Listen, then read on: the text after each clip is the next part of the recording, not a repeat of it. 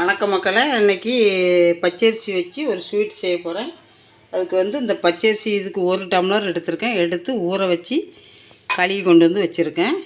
இப்போ இதில் 2 ஏலக்காய் போட்டுக்கிடுவோம். இப்போ அதை அரைக்கிறதுக்கு என்னென்ன போடணும்னு பார்ப்போம். பச்சரிசி போட்டுக்கிட்டேன், 2 ஏலக்காய் போட்டுக்கிட்டேன், 1 கப்பு தேங்காய் போட்டிருக்கேன்,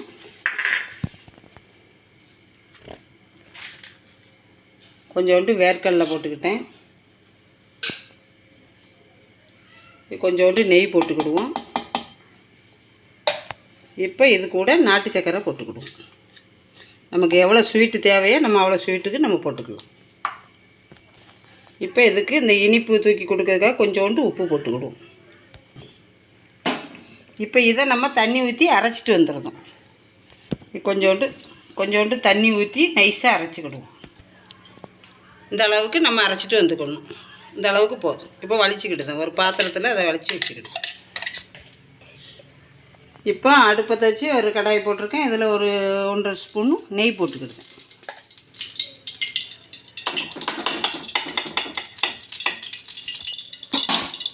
இப்போ முந்திரி, பாதாம், கிஸ்மிஸ் பழம், பாதாம், முந்திரி, கிஸ்மிஸ் 3ஐயும் இதில் போட்டுக்கிடுது. நல்லா இப்படி கொஞ்சம் வறுத்துக்கணும். அது வறுத்துக்கிட்டு இருக்கட்டும். இப்போ ஒரு பழத்தை நம்ம கட் பண்ணிக்கிடுவோம். ஏத்தம்பழம் போட்டுக்கலாம், மோர்ஸ் போட்டுக்கலாம், உங்களுக்கு எந்த பழம் இருக்கோ போட்டுக்கலாம், நாட்டு பழத்தை தவிர. இப்போ இது நல்லா வறுத்துச்சு. பழமெல்லாம் பாருங்கள் நல்லா பப்புசாக வந்துட்டு. இப்போ இந்த 1 கப்பு தேங்காய் போட்டுக்கிடுவேன். அதில் இந்த பழத்தை இந்த மாதிரி கட் பண்ணிக்கிடுவோம். இந்த மாதிரி கட் பண்ணிக்கிட்டு இப்போ இதையும் போட்டுக்கிடுவோம். இந்த அளவுக்கு வதங்கிடுச்சு, போதும், எடுத்துக்கிடுவோம். இப்போ அடுப்பத்தை அதே அடுப்பில் ஒரு இட்லி கடாய் போட்டு தண்ணி வச்சுருக்கேன். இந்த தட்டு நம்ம இப்படி குப்பரை வச்சுக்கிடுவோம். இப்போ அந்த தட்டை எடுத்துட்டேன். இப்போ நம்ம கேக்கு மோல்ட்டு தான் வைக்க போகிறோம். அதனால் ஒரு ஸ்டாண்ட் மட்டும் வச்சுக்கிடுவோம். இட்லி தட்டை எடுத்துட்டேன், அது வேணும். இதில் கொஞ்சம் நெய் தடவிக்கிடுவோம். இப்போ தண்ணி நல்லா கொதிச்சிருச்சு. இந்த கேக்கு மோல்ட்டு அதுக்குள்ளே வச்சுக்கிடுவோம். இப்போ இதில் கொஞ்சம் இந்த மாவு ஊற்றிக்கிடுவோம். இப்படி ஊற்றிக்கிடுவோம். இதில்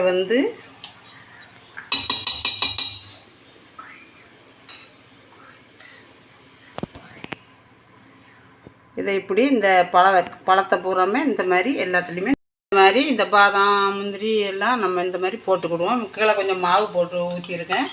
இப்போ இதை பூரா இது மேலே வச்சுருவோம்.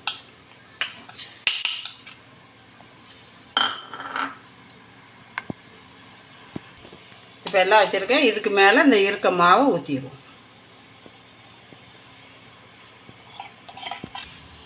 இந்த மாதிரி நம்ம மூடி விட்டுக்கணும். இது எல்லாமே இப்படி கரண்டி வச்சு இந்த மாவை ஒன்று போல் நம்ம மூடி விட்டுக்கணும்.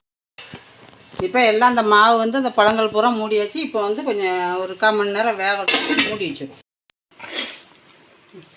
பச்சரிசி ஸ்வீட்டு ரெடி. செஞ்சு சாப்பிட்டு பாருங்கள் மக்களே. இப்போ பச்சரிசி வச்சு ஒரு ஸ்வீட் அம்மா பண்ணி காட்டியிருக்கேன். இதே மாதிரி செஞ்சு சாப்பிட்டு பாருங்கள். பிடிச்சிருந்தால் லைக் பண்ணுங்கள், ஷேர் பண்ணுங்கள், அம்மா சேனலை சப்ஸ்கிரைப் பண்ணுங்கள். மீண்டும் ஒரு வீடியோவில் வரேன். நன்றி, வணக்கம்.